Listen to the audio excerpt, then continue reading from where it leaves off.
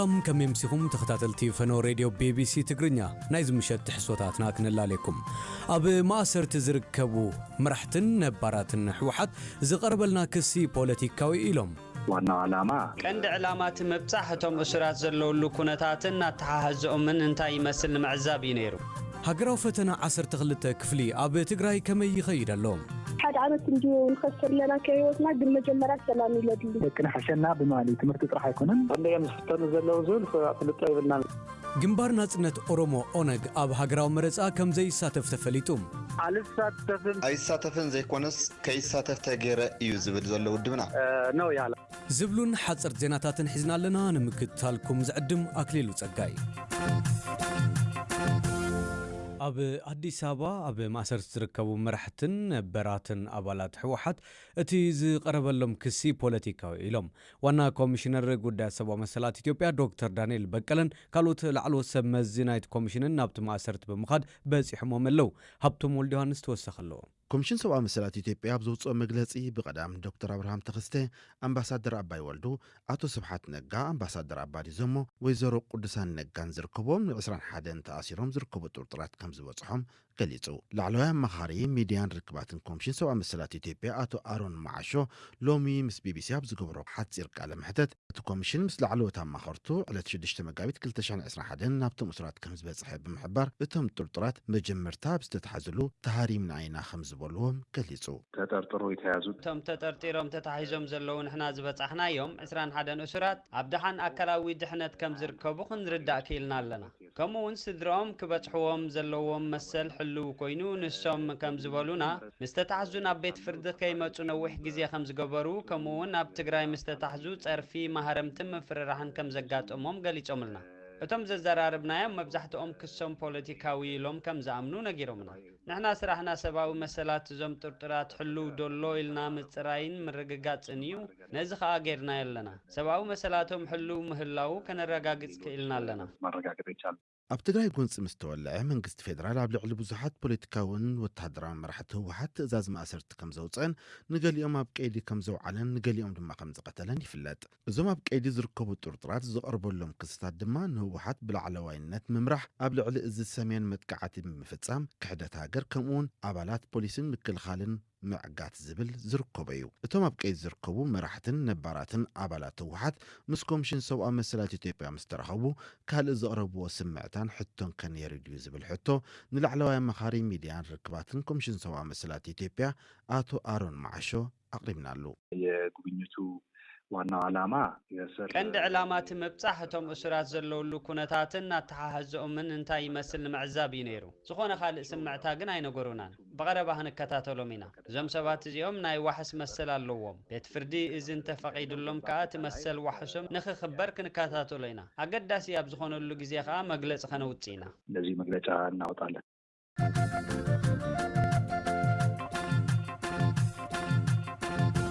ካብ ትማል ጀሚሩ ኣብ ኢትዮጵያ ዝወሃብ ዘሎ ሃገራዊ ፈተና 12 ክፍሊ ውሑዳት ተምሃሮ ትግራይ ጥራይ ይፍተንዎ ከም ዘለው ተፈሊጡ ውድብ ሕቡራት ሃገራት ኣብ ዘውፅኦ ጸብጻብ ልዕሊ 25 ሚእታዊት ካብ ኣብያተ ትምህርቲ ትግራይ በቲ ኣብቲ ክልል ዘሎ ጎንፂ ከም ዝዓንዋን ኣሳት 48,000 መምህራን ስነ ልቦናዊ ሓገዝ ከም ዘድልዮምን ሓቢሩሎም 12 ክፍሊ ወደን ኣብቲ ካብ ትማል ጀሚሩ ዝካየድ ዘሎ ፈተናን ዘይምስታፍ ዝወሰና ተምሃሮ دلوقتي بزي كنا اللغنتات كايد أي متجبون كبلا نتفتنا أي تقبلون على الساتفن سايون اندال الساتف تدرج يالو أي ساتفن زي كونس كي ساتف تغير يوزبل زلو ودمنا منغستي بزيغورو زلو دفيت عفنان كل كلان مخنيات كامرجانا قترفن حسياتو كيغرب من تغيريو بعشحة نتستفتر تكنيكا وتقم خنا حقي قريتا خنا حتت نافتي زقصل تحسونا كنسجر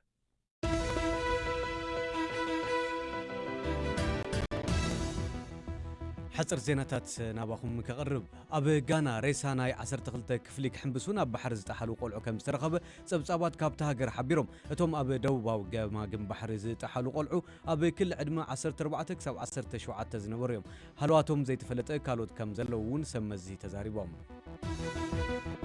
ቁጽሪ ናይቶም ኣብ ኢኳቶሪያል ግኒ ብዘጋጠመ ነታዊ ግዝሞቱ ሰባት 98 በፂሑ ካልኦት 616 ከም ዝቆሰሉ እውን ሰመዚ ገሊጾም ጠንቂ ናይቲ ኣብ ሓደ ወተሃደራዊ ማዓስከር ዘጋጠመ ሓያል ነትጉ ብሸለልትነት ዝተተሓዘ ተተኳስን ዳይናማይትን ምዃኑ ፕረዚደንት ሃገር ምሕባሩ ይዝከር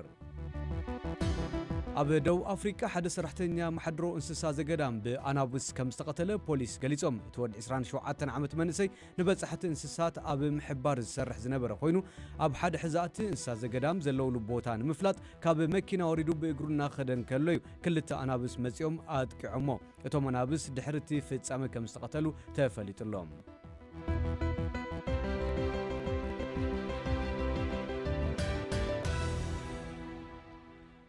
ግንባር ናጽነት ኦሮሞ ኦነግ ኣብቲ ብድሕሪ ክልተ ወርሒ ዝካየድ ሃገራዊ መረጻ ኢትዮጵያ ከይሳተፍ ከም ዝተገበረ ኣፍሊጡ እቲ ብኣይተ ዳውድ ኢብሳ ዝምራሕ ፖለቲካዊ ሰልፊ ሕፁያቱ ከም ዘይመዝገበ ወግዓው ገይሩ ኣሎ ወሃቢ ቃል ኦነግ ኣይተ በቴ ኡርጌሳ ውድቦም ካብ ውድድር መረጻ ተገዲዱ ከም ዝወፀ ንቢቢሲ ተዛሪቡሎ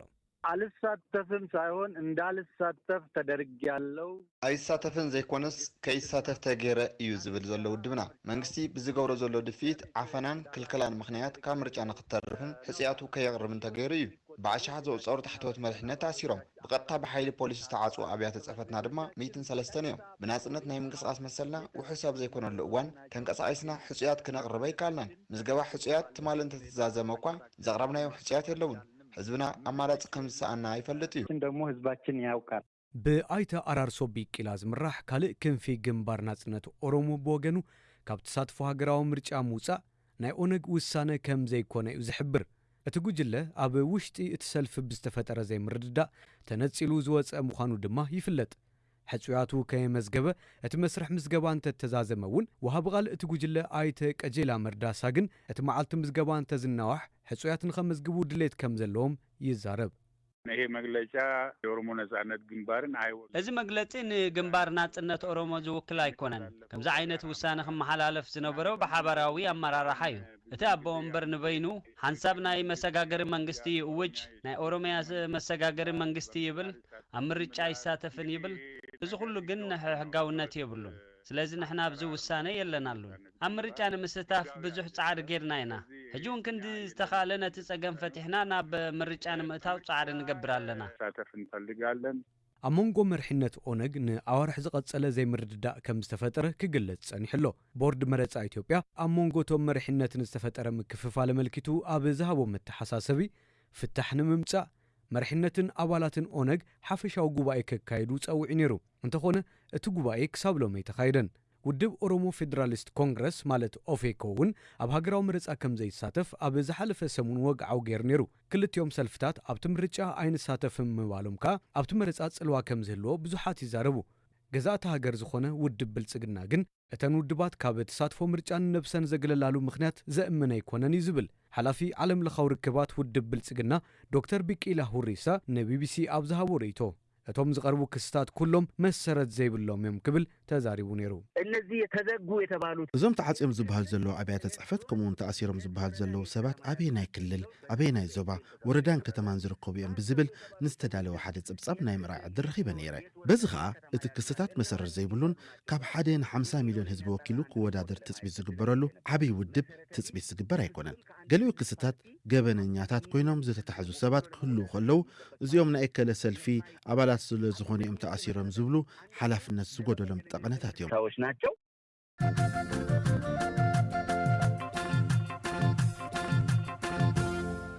ወርሒ ብኣሽሓት ዝቑጸሩ ጎዳጉዲ ኣለዋ ገለ ካብቶም ሓጓፋት ፍሉያት ኣስማት ደቂ ሰብ ሒዞም ከም ዝርከቡ ዶ ትፈልጡ 1577 ሓጓፋት ወርሒ ኣስማት ህቡባት ሰባት ተዋሂብዎም ኣሎ ይኹን እምበር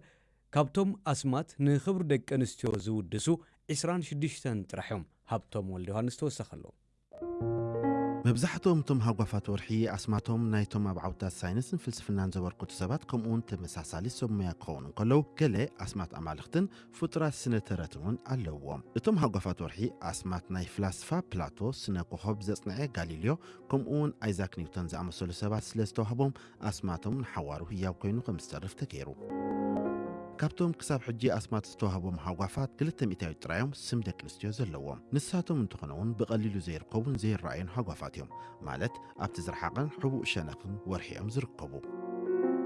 ካብ 1919 ጀሚሩ ኣስማት ናይ ምዕዳል ሓላፍነት ዘለዎ ትካል ኢንተርናሽናል ኣስትሮኖሚካል ዩኒቲ ይበሃል ገለ ካብቶም ኣስማት ናይ መበል 17 ክፍለ ዘመን ዝሓዙ ምዃኖም ድማ ሓላፊት ትካል ሜጋን ዳንሁ ትዛረብ ኣብ 1651 ጂዮኖ ሪቺዮሎ ንመጀመርታ እዋን ንሃጓፋት ወርሒ ኣስማት ከጠምቕ ዝጀመረ ኢጣልያዊ ስነ ኮኸብ ነበረ ሪቺዮ ን147 ሃጓፋት ኣስማት ሰብ ክህብ እንከሎ ካብኣቶም 2 ደቂ ኣንስትዮ ጥራየን ነይረን ሓንቲ ፓያቲያ እታ ሓንቲ ግን ናይ ኣሌክሳንድሪያ ቅድስቲ ካትሪና እያ ትብል ፕሮፌሰር ዳኒሁ ኣብቶም ዝሰዓቡ ዘመናት ብርክት ዝበሉ ሸነኻት ወርሒ ብዳህሳስ ስለ ዝተረኽቡ ኣስማቶም ደቂ ተባዕትዮ ኣስማት እናተዋህቦም ቀፂሉ ምናልባሽ ካብቶም ዝሓለፉ ዘመናት ደቂ ኣንስትዮ ዕድላት ትምህርቲ ንፈገን ስለ ዝነበረ ክኸውን ድማ ትብል ዶክተር ዛፋር ካልእ ዝተኸስተ ጉዳይ ኣሎ እዚ ከዓ ንምንታይ ጾታዊ ፍልልያት ብኸፊል ንኸይእለ ዝተገበረ ዝብል እዩ ብመጀመርታ እቲ ትካል ገጽ ወርሒ ብደቂ ተባዕትዮ ክስመ ወሰነ ገጻት ፕላኔት ቬኑስ ከዓ በስማት ደቂ ኣንስትዮ ክስመ እዩ ተወሲኑ ትብል ዶክተር ሹልዝ ዶክተር ሺክቹ ካብ ናይ ታይዋን ሃገራዊ ማሕበር ስነ ጠፈር ዝያዳ ገጽ ወርሒ ብኣስማት ደቂ ኣንስትዮ ክጽዋዕ ትመርጽ ንሳውን ኣስማት ደቂ ኣንስትዮ ብወግዒ ክትኣታቶም ዝኽእል ዝያዳ ደቂ ኣንስትዮ መንእስያት ኣብ ዓውዲ ሳይንስ ክምዝገባ ምርኣና ኢላ ተኣምን ኣብ ቀረባ ግዜ ትካል ጠፈር ሕቡራት መንግስታት ኣሜሪካ ናሳ ኣብ 2024 ንወርሒ ክትምለስ ምዃና ገሊጻ ኣላ ንጓል ኣንስተይቲ ናብ ጠፈር ክትልኽ ምዃና ድማ ድሮ ሓቢራ ኣላ መጨረሻ እዋን ሰባት ናብ ወርሒ ዝዓለብሉ እዋን 1972 እዩ ነይሩ ክቡራት ተኸታተልቲ ፈኖ ቢቢሲ ትግርኛ ቅድም ክብል ኣብ ሓደ ርእሰ ጉዳይና ኣብ ትማሊ ጀሚሩ ዝወሃብ ዘሎ ኣብ ኢትዮጵያ ዘሎ ሃገራዊ ፈተና 12 ክፍሊ ማለት እዩ ኣብ ትግራይ ውሕዳት ተምሃሮ ጥራሕ ነቲ ፈተና ይከታተሉ ከም ዘለው ዝገልጽ ሓበሬታ ከም ዝበፅሕና ገሊጽና ኣለና ውድብ ሕቡራት ኣብ ዘውፅኦ ጸብጻብ ድማ ልዕሊ 25 ሚእታዊት ኣብያተ ትምህርቲ ትግራይ በተብቲ ክልል ዘሎ ጎንፂ ከም ዝዓነዋን 48,000 መምህራን ድማ ስነ ልቦናዊ ሓገዝ ከም ዘድልዮም እዩ ገሊጹ ዘሎ 12 ክፍሊ ወዲአን ካብቲ ትማል ጀሚሩ ዝካየድ ዘሎ ፈተና ንዘይ ምስታፍ ዝወሰና ተምሃሮ ወለዲ ከምውን ካብ ቤት ጽሕፈት ትምህርቲ ከተማ መቐለ ካብ ቢሮ ትምህርቲ ክልል ትግራይ እውን ዘራሪብና ኣለና ኮይኑ ግን ቴክኒካዊ ጸገም ስለ ዘጋጠመና እቲ ድምፂ ኣብ ናይ ጽባሕ ፈኖና ክነቕርቦ ምዃና ክሕብረኩም ይፈቱ